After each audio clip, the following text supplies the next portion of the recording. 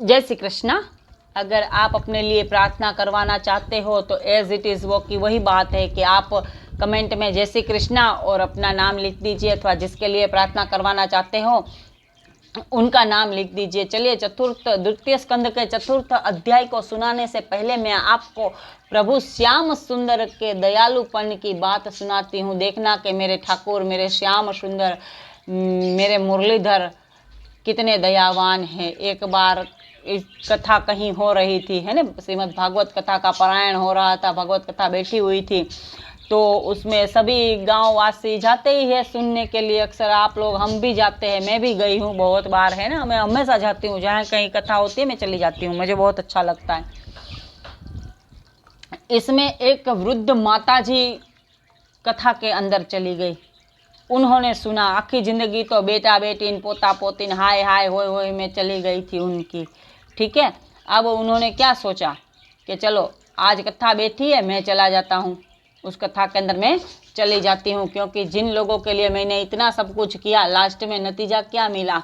पोता पोतियों ने, बेटा बेटियों ने वृद्ध माता जी को घर के बाहर, जो एक झोपड़ी टाइप बना हुआ होता है, पहले के ज़माने में गाँवों में बड़े बड़े घर रहते थे, तो बाहर जो एक गेट के बाहर जो एक छोटी सी गुवाड़ी माने आंगन में जो एक छोटी सी झोंपड़ी बना के वहाँ पर उस बुढ़िया माई को रख दिया, रहने के लिए बोल दिया, भाई तू पका जे, तू ही खा जे और तू ही तेरा काम कर जे। हालत ये हो गई, सोचा कि इतने सालों इन लोगों के पीछे बर्बाद कर दिए हैं, चलिए एक बार कथा ही सुन लेते हैं, आगे क्या होता है देख लेते हैं। बुढ़ी माई गई कथा सुनने में। महाराज वहाँ पर कथा कह रहे थे, कथा कहते कहते उन्होंने कहा कि अपनी सब चीज़ों को श्री कृष्णार्पणम कर दीजो, आत्मा को उद्धार हो जाए।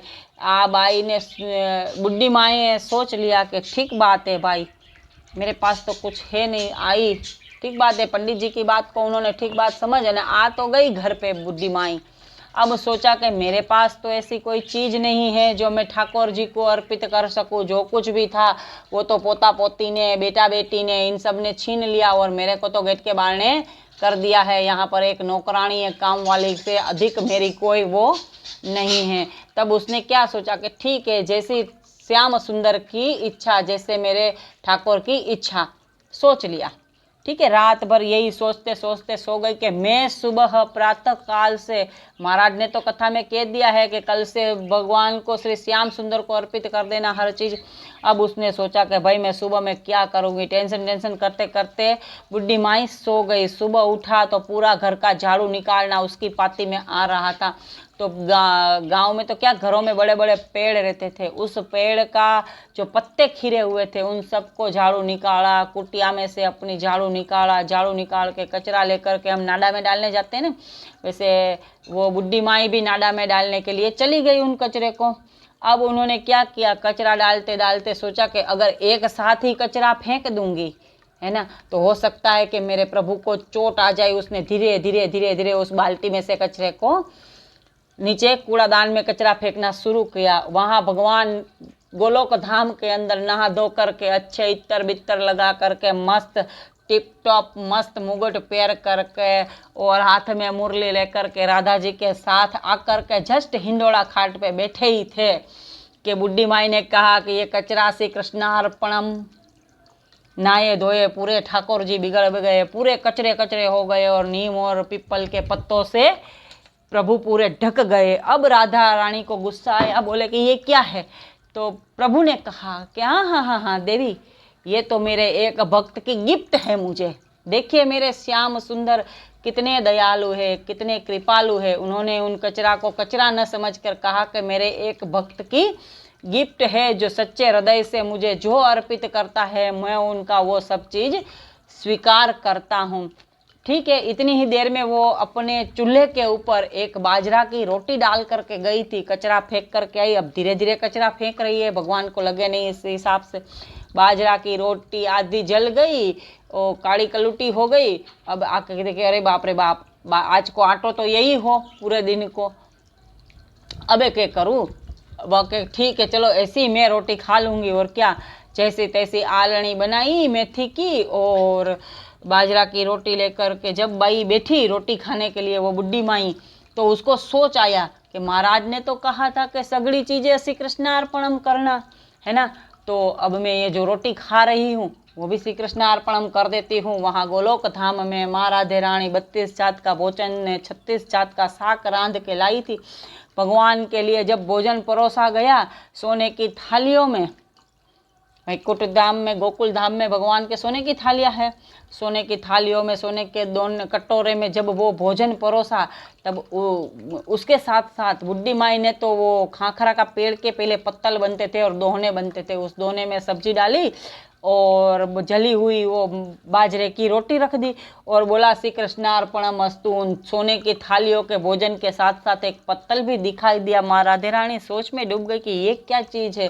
भगवान ने पेला निवाला उसी काली जली रोटी में से लिया और खाया। आहा, क्या गजब का स्वाद है राधे रानी, क्या गजब का स्वाद है, मेरे ठाकुर बोले, क्योंकि वो भक्त की दी हुई रोटी थी जो भगवान को इतनी प्रिय लगी थी। माँ राधा रानी ने कहा कि हे नाथ, 32 जात का भोजन और 36 जात का साग छोड़ करके आप ये जली कुटी भुंजी रोटी खा रहे हो, तो क्या हाँ देवी, ये तो प्रेम से दी हुई मेरे भक्त की मुझे गिफ्ट है, भक्त का उपहार है। तो सोचिए कि वो श्याम सुंदर कितने दयालु हो गए। इसी तरीके से दिन निकल करते गए। 5-6 दिन के बाद जब उस वृद्ध माता की मृत्यु हुई, तो 80-90 साल की बूढ़ी माई थी, उसकी मृत्यु हो गई है ना। ये तो समय ही है जाने का, सबको आया है जिनको सबको जाना ही है। अब उस माता की मृत्यु हुई, बुढ़ी माता की, तो यम के दूत उन्हें लेने के लिए आए। यहाँ पर श्री कृष्ण भगवान के पार्षद उन्हें लेने के लिए आए। यम के दूत जब उन्हें लेकर के जाने की तैयारी कर रहे थे, तो भगवान के पार्षद सोने के रथ में से उतर करके बोले, ये तो आपके साथ नहीं, ये तो गोलोक धाम जाएगी, ये ठाकुर का हुक्म है, मेरे श्याम सुंदर का हुक्म है। तब उस यम राज के दूतों ने उन्हें कहा, यम दूतों ने, कि भाई इस औरत ने जिंदगी भर मेरा मेरा मेरा करा है, मेरा बेटा, मेरा बेटी, मेरा खेत, मेरा कूड़ा, मेरा ये, मेरा फलाना, मेरा ढिंगड़ा, कभी किसी को कुछ दान धर्म तक नहीं किया है। इसने कभी कोई पूजा पाठ किया ही नहीं है। पहले बच्चा बच्ची की सेवा करी, फिर पोता पोती नवासा नवासी की सेवा करी, फिर उनके बच्चे हुए, सेवा करी। अब जब सब लोगों ने त्याग दिया तो ये झोपड़ी में पड़ी अपने कर्मों को भुगत रही है। इस औरत ने ना तो कभी दान किया है, ना तो कोई धर्म किया है और ना ही कोई कर्म किया है, तो ये वैकुंठ धाम, ये गोलोक धाम कैसे जा सकती है। तब श्याम सुंदर के दासों ने, यानी कि उनके जो दूत होते हैं, उन्होंने जवाब दिया कि ये मेरे ठाकुर जी का, मेरे श्याम सुंदर का हुक्म है।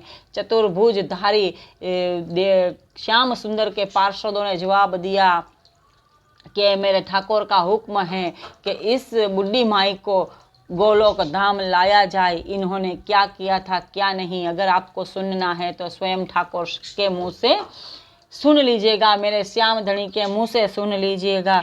तो फिर उन दूतों ने कहा, ठीक है भाई, जब ठाकुर का हुक्म है, जब श्याम सुंदर की यही इच्छा है, तो आप इस औरत को ले जाइए। तब गांव वालों ने रोका कि हाँ, आप सब तो इसको लेकर के जा रहे हो, इसने ऐसा क्या कर्म किया और हम ऐसा क्या करें कि जिससे हमको भी मुक्ति मिल जाए, हम भी गोलोक धाम को जावे। तब श्री कृष्ण भगवान के पार्षदों ने कहा कि उसने एक घड़ी सत्संग किया था, भागवत कथा का सुमिरन किया था। सत्संग में ये बुढ़ी माई गई थी, उस एक घड़ी के पुण्य का प्रताप ये हुआ कि वहाँ कही गई बात को उसने अपने जीवन में उतार लिया, आत्मसात किया। अगर हम सत्संग में जाते हैं तो सत्संग में अच्छी अच्छी बातें जो मिलते हैं हम वहीं छोड़ के आ जाते हैं, कहते भाई हमारे क्या लेना देना, आइए जो वाह फॉर्मालिटी हो गई, आ गए, दुनिया को दिख गया कि हाँ भाई हम भी भक्त है, चलो भाई। ऐसे नहीं, उस बूढ़ी माई ने अपने जीवन में इस सत्संग की बातों को उतारा। महाराज ने कहा था कि ये सारी चीज़ें श्री कृष्णार्पणमस्तु, उसने भोले भाव से भगवान श्री कृष्णचंद्र भगवान को सब कुछ अर्पण किया। आज इसी के फल स्वरूप वो वैकुंठ धाम, भगवान के गोलोक धाम जा रही है। तो सोचिए कि मेरे वो प्रभु, मेरे श्याम सुंदर कितने दयालु है। एक क्षण के सत्संग के बदले उसको गोलोक धाम ले जा सकती है, वैकुंठ धाम ले जा सकते हैं। तो जो पूरी भागवत कथा को सुनता है, उसके एक अध्याय को सुन लेता है, कुछ चरणों को सुन लेता है, सोचिए उनके ऊपर तो वो कितने मेहरबान होते हैं, जो काली रोटी खाकर भी खुश रहने वाले हैं। मेरे प्रभु को सिर्फ भक्त की भावना चाहिए, न धन चाहिए न दौलत चाहिए। आज मैंने आपको ये कथा स्मरण इसीलिए करवाई है कि हृदय की अंदरूनी इच्छाओं के समत भगवान को जो भी चीज़ हम अर्पित करते हैं, परमात्मा उन चीज़ों का आदर स्वीकार करते हैं और फॉर्मालिटी में दान में देते हैं कि भाई फलाना ने ये दिया, ले मारो नाम मांड जे देखा आंटी ने पर्ची पे या पर वो शिला पे। तो उन दान का कोई मतलब नहीं होता। किसी दिन छोटा एपिसोड रहा तो मैं आपको दान देने की विधि भी बताऊंगी कि दान किस तरीके से दिया जाता है। दान दिया जाता है, एहसान नहीं किया जाता। चलिए कथा को आगे सुनते हैं। जय श्री कृष्ण। चौथा अध्याय को अब हम सुनेंगे। अगर आपको मेरी कथा बकवास लगी हो, ये थोड़ा बहुत आपको बोरिंग लगा हो इसमें, तो जिसके लिए मैं क्षमा प्रार्थी हूँ। अन्यथा आपने जो अपने जीवन में इस ज्ञान को, इस कथा जो अभी मैंने स्टोरी बताई, उसके ज्ञान को जीवन में अर्पित कर लिया, तो अवश्य ही अंत समय में मेरे ठाकुर के दूत ही लेने आएंगे, यमराज के साथ नहीं जाना पड़ेगा। चलिए चौथा अध्याय शुरू करते। बोले श्याम सुंदर भगवान की जय हो। सुत जी कहने लगे, है सौनकादिक ऋषियों, जब राजा परीक्षित ने भगवान श्री श्याम सुंदर के ध्यान का वर्णन एवं श्रीमद् भागवत महापुराण की महिमा को सुना तो उनके मन का सब शोक जाता रहा। उन्होंने प्रसन्नतापूर्वक राज्य एवं स्त्री पुत्र आदि का संपूर्ण मोह छोड़ दिया। तदंतर वे हाथ जोड़कर श्री सुखदेव जी से इस प्रकार कहने लगे, हे महामुने, आपने जो कुछ कहा है उस पर विश्वास करके मुझे बहुत ही आनंद प्राप्त होता है। मैंने अपना मन भगवान श्याम सुंदर के चरणों में लगा दिया है।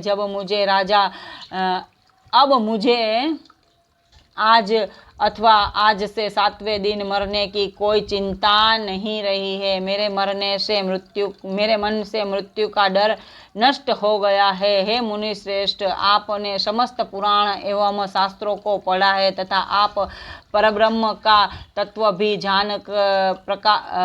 तत्व भली प्रकार जानते हो। अतः अब आप कृपा कर मुझको यह कथा सुनाइए कि भगवान नारायण इस समस्त सृष्टि का सृजन करने के बाद पुनः इसे किस तरह से नष्ट भ्रष्ट कर देते हैं। इसके बाद आप मुझे निर्गुण ब्रह्म की वे लीलाएं सुनाने की कृपा करें जो प्रभु ने सद्गुण स्वरूप धारण करके इस जगत में की है। राजा परीक्षित के ऐसे वचन सुनकर श्री सुखदेव जी मुनि बड़े प्रसन्न हुए। तत्पश्चात उन्होंने सर्वप्रथम भगवान श्री कृष्णचंद्र जी के चरणारविंदों का स्मरण किया, जिसका पूजन करके नाम लेने एवं कथा सुनने से मनुष्य परम पवित्र तथा ज्ञानी हो जाता है। उन्होंने प्रार्थना की कि हे दीन दयालु, आपकी कृपा के बिना योग एवं यज्ञ भी अपना फल नहीं दे सकते हैं। जिनके चरणों का ध्यान बड़े बड़े योगी सनकादिक ऋषि, ब्रह्मा जी, शंकर जी एवं अन्य देवता दिन रात करते रहते हैं, परंतु फिर भी उनकी लीला और चरित्रों को नहीं जान पाते। इसीलिए सबसे पहले मैं उन परब्रह्म को प्रणाम करता हूँ जिसकी कृपा से सबरी, जटायु एवं व्रज गोपियाँ भी मुक्ति को प्राप्त हो गई। मैं उनको सदैव प्रणाम करता हूँ। वे भगवान श्याम सुंदर अपनी कृपा द्वारा मेरी बुद्धि को अपने चरित्रों का वर्णन करने की शक्ति प्रदान करे। इसके पश्चात श्री सुखदेव जी ने अपने पिता श्री